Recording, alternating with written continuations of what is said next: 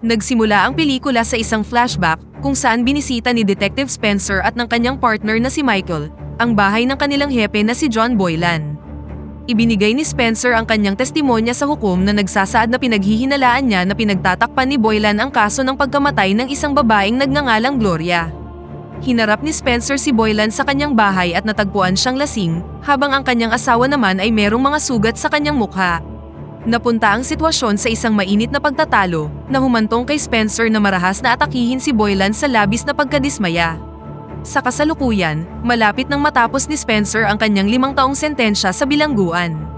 Habang nakakulong, nakaalitan niya ang isang kapwa-convict na nagngangalang Squib na miyembro ng isang gang sa labas. Habang nag-uusap, pinalibutan ng mga tauhan ni Squib si Spencer at handa nang atakihin siya.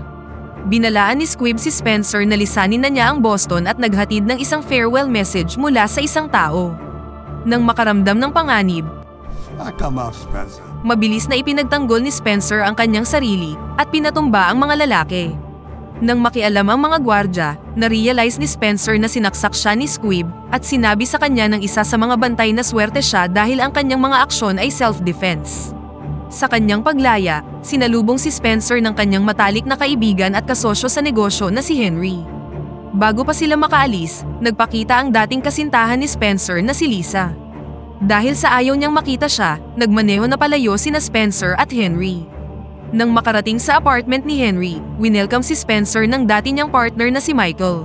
I'm getting out of here. It's all good. Hey, I brought you a gift. Tinawag ni Spencer ang kanyang aso, ngunit pagkatapos ng 5 taon sa bilangguan, hindi na siya kilala ng kanyang alaga. Hindi nagtagal, pumasok na siya sa kanyang kwarto at komportableng humiga sa kanyang kama. Gayunpaman, kalaunan ay nalaman niyang meron siyang roommate na nagngangalang Hawk. Sa panahong yun, nalungkot si Spencer nang makita ang kanyang aso na tila mas gusto si Hawk kaysa sa kanya. Give me the dog. Nang gabing yun, nagmaneho si Boylan pauwi habang nakikipag-usap sa kanyang anak tungkol sa kanyang school assignment. Hindi nagtagal, nakatanggap siya ng isa pang tawag mula sa isa pang lalaki na inutusan siyang makipagkita sa isang bus terminal. Ngunit pagdating niya doon, binangga ang kanyang sasakyan at kinaladkad siya ng mga misteryosong lalaki palabas. Sa isang lokasyon, inakusahan nila si Boylan ng pag-leak ng impormasyon, ngunit itinanggi niya ito. Sa kabila ng kanyang pakikiusap, walang awa nilang pinatay ang hepe sa pamamagitan ng pagpugot ng kanyang ulo. Kinaumagahan, matapos ang kanyang duty, umuwi na si Nurse Leticia, ngunit naabutan niyang patay na ang kanyang asawa na si Detective Terrence sa kanyang sasakyan, sa harap ng kanilang bahay. Samantala, habang naghahanda ng makakain sina Henry at Spencer, narinig nila ang balita tungkol sa pagpatay kay Chief Boylan. Ilang sandali pa, biglang dumating si Michael at isa pang opisyal upang kwestiyonin si Spencer dahil isa siya sa pangunahing sospek sa pagkamatay ni Boylan. Sinuportahan ni Henry ang alibay ni Spencer at sinabing magkasama sila buong gabi. Nang makontento sa kanilang alibay, naghanda ng umalis si Michael ngunit inakusahan ng kanyang partner si Spencer ng pagpatay kay Boylan na malinaw na merong sama ng loob sa kanya. Kalaunan, pumunta si Spencer sa isang driving school at nagpaplanong magtrabaho bilang isang truck driver. Sa panahon ng lesson, hindi niya maiwasang mag-isip kung sino ang pumatay kay Boylan at bakit. Pagkatapos nito, binisita niya ang gym ni Henry at nakitang nakikipag-sparring si Hawk sa isang lalaki. Kinantsawan ng kalaban si Hawk at sinabing tulad sa isang babae ang kanyang mga suntok. Dahil dito, nag-apoy sa galit si Hawk at binugbog ang lalaki hanggang sa awatin sila ng iba. Napansin ni Spencer ang mahinang diskarte ni Hawk at kawalan ng kontrol at sinimulan siyang turuan. You don't need muscle to knock somebody out. Hindi nagtagal, nagpakita si Lisa at kinumprunta si Spencer sa hindi niya pagpaparamdam pagkatapos niyang makalaya. Bilang palusot, humingi ng paumanhin si Spencer at ipinaliwanag na sinusubukan niyang baguhin ang kanyang buhay, ngunit idineklara ni Lisa na ayaw na niya siyang makita. Pagka-uwi sa bahay, nakita ni Spencer at Henry ang balita tungkol sa pagkamatay ni Terrence. Iginiit ng pulisya na si Terrence, na miyembro ng Narcotics Division, ay pinatay muna si Boylan bago binaril ang sarili. Si Spencer, na nagsanay kasama si Terrence at kilala siya bilang isang malinis na pulis, ay nagduda sa salaysay ng pulisya. Pinayuhan ni Henry si Spencer na umiwas dito at hayaan ng pulisya na i-handle ang investigasyon. Sumang-ayon dito si Spencer ngunit nang makitang ipinagtanggol ni Leticia ang kanyang asawa, nagbago ang isip niya.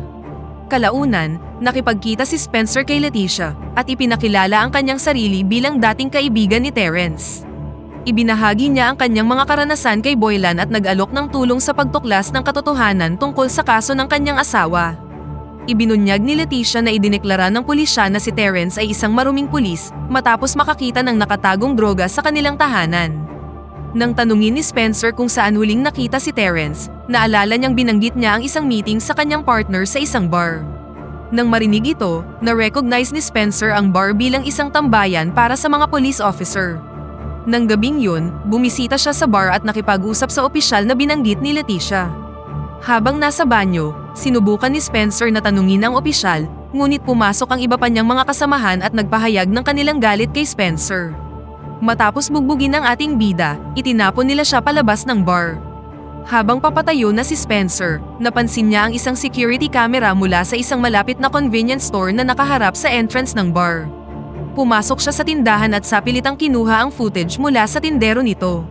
Sa tulong ni Hawk, ni-review ni Spencer ang CCTV footage at nakita si Terrence na umalis sa bar at pumasok sa isang dilaw na sasakyan. Nakita rin nila ang isang asul na kotse, ang parehong sasakyan kung saan natagpo ang patay si Terrence, na bumangga rin sa sasakyan ni Boylan. Nang tanungin ni Hawk kung kilala ni Spencer ang sasakyan, sinabi niyang hindi, ngunit sinabi rin niyang alam niya kung saan magsisimulang maghanap. Kinabukasan, binisita ni Spencer ang crime scene ni Boylan upang maghanap ng mga clue. Gayunpaman, ang tanging kapaki-pakinabang na bagay na nahanap niya ay isang toothpick. Pagkatapos nito, kinumpronta niya si Michael, na sa mga oras na yun ay nagsasanay sa gym, at kinwestiyon siya tungkol kay Terrence.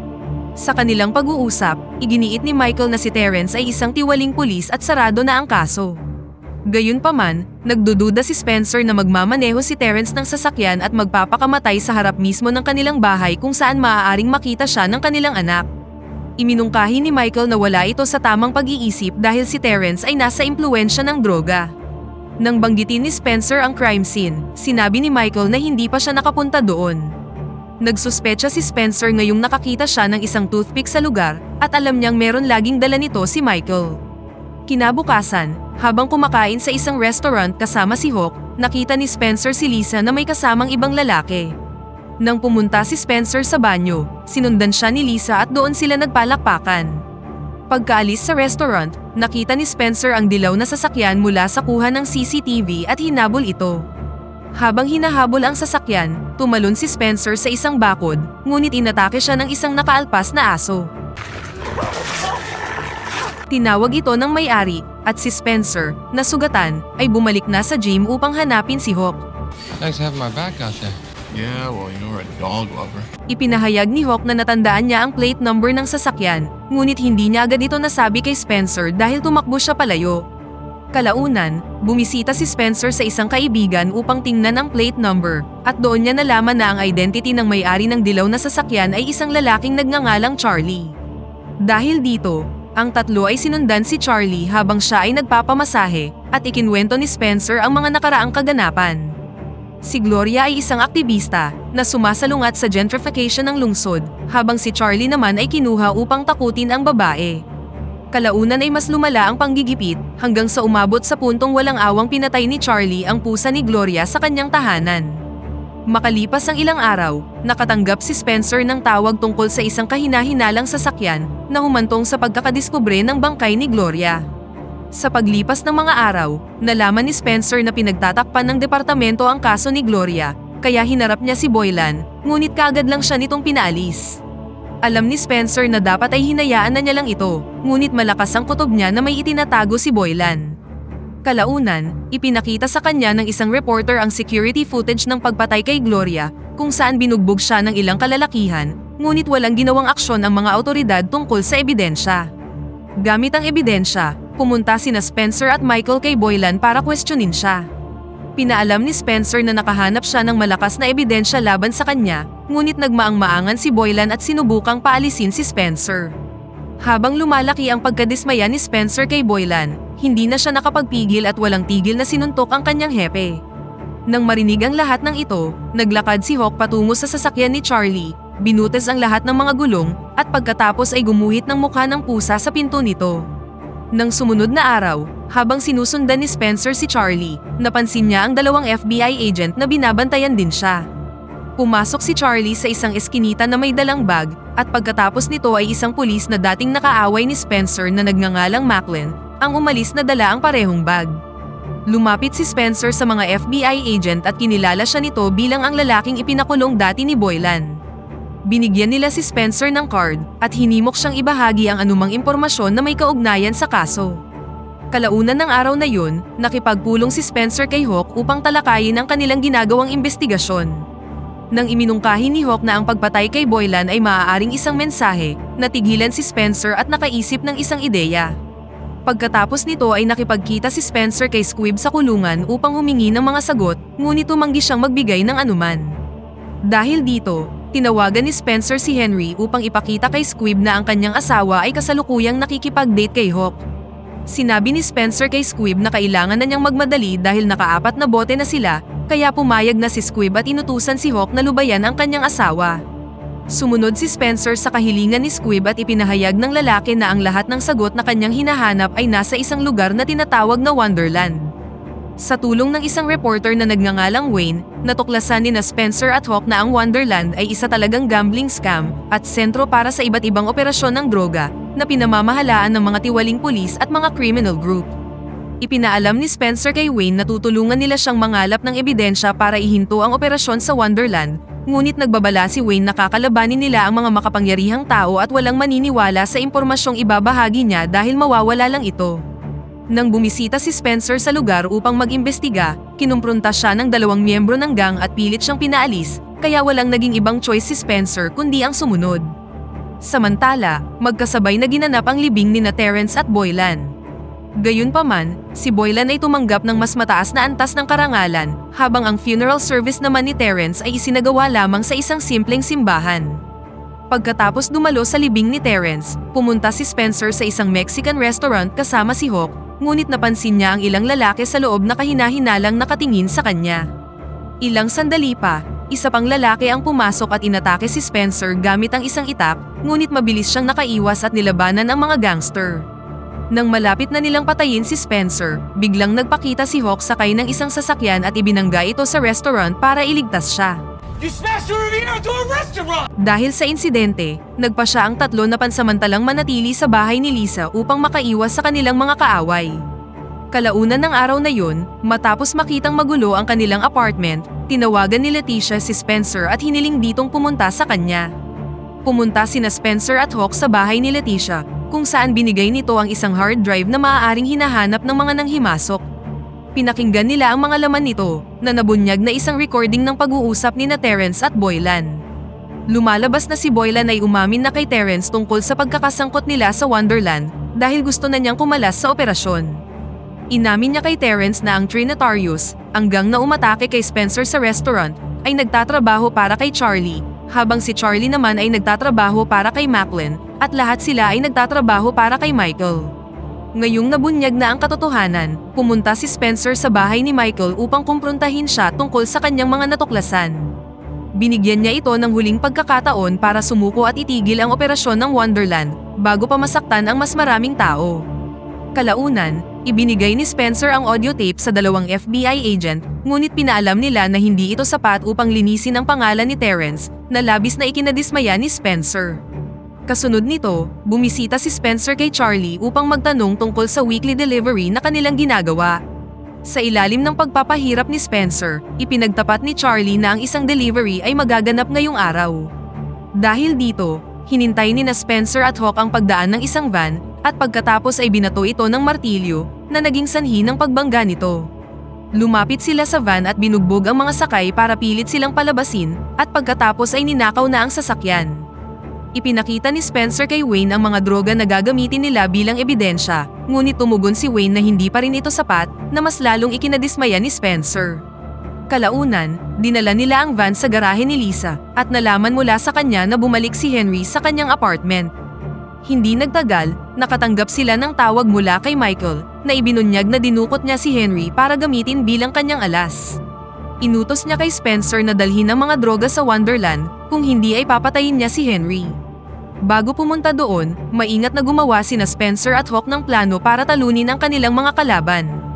Sa Wonderland, si Michael at ang kanyang mga tauhan ay matyagang naghintay kay Spencer.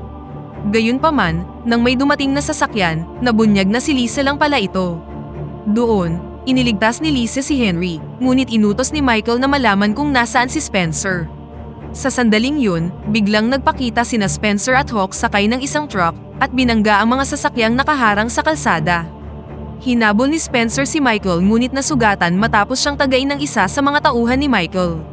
Sa kabila nito, patuloy niyang hinabol ang dating kasamahan, ngunit napaligiran siya ng ilang gangster na armado ng mga itak. Sa kabutihang palad, dumating si Hawk upang tumulong at isa-isang pinatumba ang mga lalaki. Sa sandaling yun, huminto si Michael sa pagtakbo para hintayin si Spencer, ngunit tinalunan siya nito mula sa gilid. Nagawang tutukan ng baril ni Spencer si Michael at idineklarang aarestuhin siya, ngunit nagpa siya si Spencer na turuan muna siya ng leksyon. Hinamon niya si Michael sa isang suntukan, kung saan nakuha ni Michael ang unang kalamangan. Gayunpaman, nakahanap si Spencer ng opening at nag-counter-attack, kung saan pinakain niya ng ilang mabibigat na suntok si Michael tulad ng ginawa niya kay Boylan. Sa huli, si Spencer ay gumawa ng citizen's arrest at dinakip ang tiwaling pulis. Nang magpakita ang mga otoridad at ang FBI, nakita nila ang lahat ng mga droga kasama ang lahat ng mga kriminal na meron ng handcuff. Sa huli, ibinalita sa telebisyon ang tungkol sa pagkakaaresto ng lahat ng sangkot at pati na rin ang pagpapasara sa Wonderland Casino. Naresolba na din ang kaso ni Gloria at napatunayan na si Terrence ay na-frame lang sa krimen. Pinarangalan din si Terrence sa kanyang libing at isang scholarship ang ibinigay para sa kanyang anak. Sa side naman ng mga bida, sina Spencer at Hawk ay pinarangalan bilang mga lokal na bayani. Sa huling eksena, nagtipon-tipon ang apat sa isang restaurant para kumain. Doon, nakakita sila ng isang news report tungkol sa pagkakaaresto ng isang bumbero na sinasabing na-frame lang siya.